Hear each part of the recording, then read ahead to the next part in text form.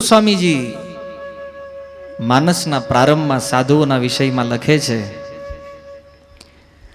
સાધુ ચરિત શુભ ચરિત કપાસુ નીરસ બીસ ગુણમય ફલ જાસુ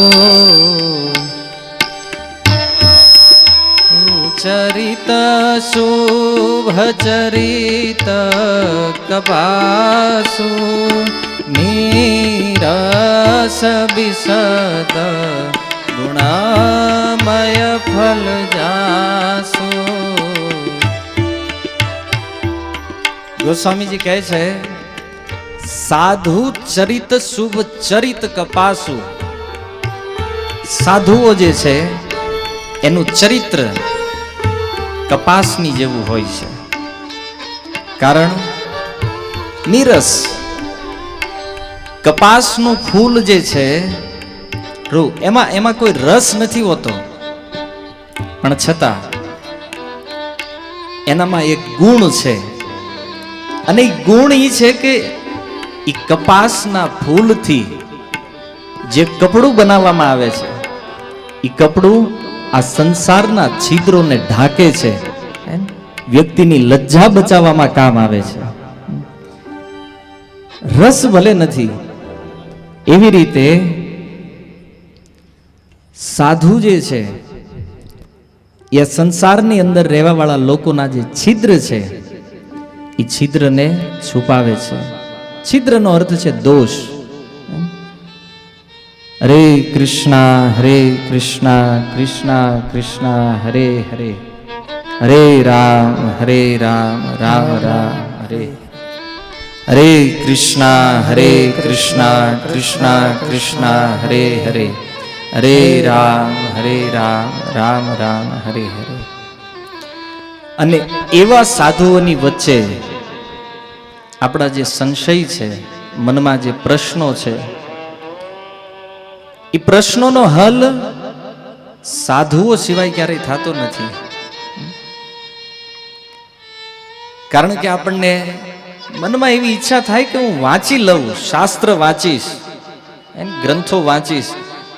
નહીં, શાસ્ત્ર જરૂરી છે, પણ શાસ્ત્રની સાથે સાથે જો સાધુ ન હોય તો એ શાસ્ત્રની કોઈ મહત્તા રહેતી નથી.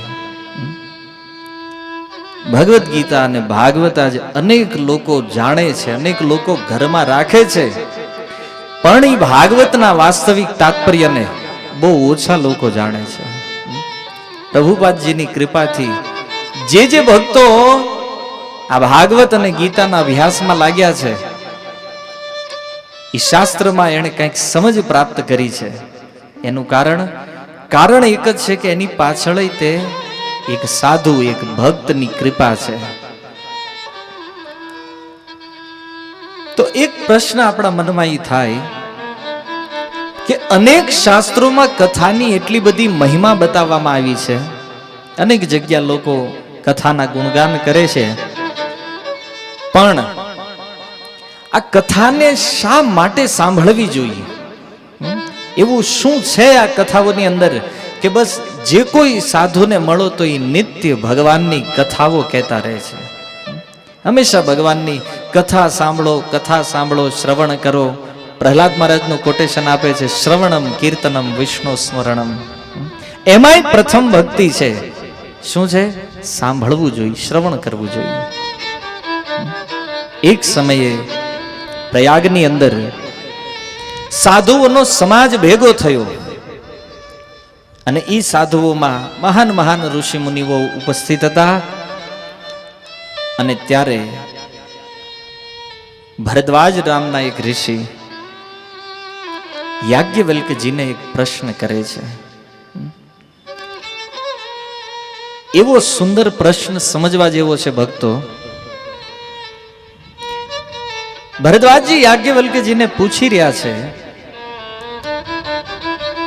કે પ્રભુ મને ઈ બતાવો કે રામ કોણ છે? વિચાર કરો, એક એવો પ્રશ્ન છે જે પ્રશ્નને સાંભળતા એવું લાગે કે આ પ્રશ્નની અંદર તો કાંઈ લેવા જેવું નથી. હે ને?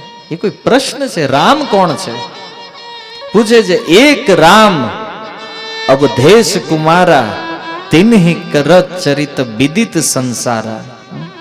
હું એક રામને ઓળખું છું જે અવધેશ રાજા દશરથના પુત્ર છે, જેની પત્નીનું હરણ થયું હતું અને પત્નીને લેવા માટે જેણે રાવણનો વધ કર્યો હતો, એ રામને હું ઓળખું છું. એક રામ અવધેશ કુમારા, તિન્હ કર ચરિત વિદિત સંસારા. સંસારમાં વિખ્યાત છે, પ્રભાવ છે એનો આ સંસારની અંદર. હવે એક પ્રશ્ન મનમાં થાય કે ભરદ્વાજજી જેવા ઋષિ યાજ્ઞવલ્ક્યજીને આવો પ્રશ્ન શા માટે કરી રહ્યા છે? શું ભરદ્વાજજી આટલા મોટા ઋષિ થયા ત્યાં સુધી એને ખબર નહોતી કે રામ કોણ છે? અથવા તો એ મજાક કરી રહ્યા હતા યાજ્ઞવલ્ક્યજી સાથે? પણ એક વાત છે કે ભરદ્વાજજી જેવા ઋષિ સાધુ જ્યારે કંઈક બોલતા હોય તો એની પાછળ બહુ મોટો ગૂઢ અર્થ હોય છે. ભરદ્વાજજીનો પ્રશ્ન તે સામાન્ય નથી ભક્તો. જોવામાં એવું લાગે કે ભરદ્વાજજી કદાચ મજાક કરતા હશે યાજ્ઞવલ્ક્ય ઋષિ સાથે. નહીં, ભરદ્વાજ ઋષિ જાણતા હતા રામ કોણ છે, પણ છતાં એના મનમાં એક સંશય હતો. એક સંશય ઉભો હતો. હજી યાજ્ઞવલ્ક્યજીએ કીધું કે તમારો પ્રશ્ન બહુ સુંદર છે. પ્રશ્નનું અભિવાદન કર્યું કે તમે બહુ સારી વાત પૂછી છે, હવે સાંભળો, હું એનો ઉત્તર આપું છું. અને ઉત્તર આપતા કહે છે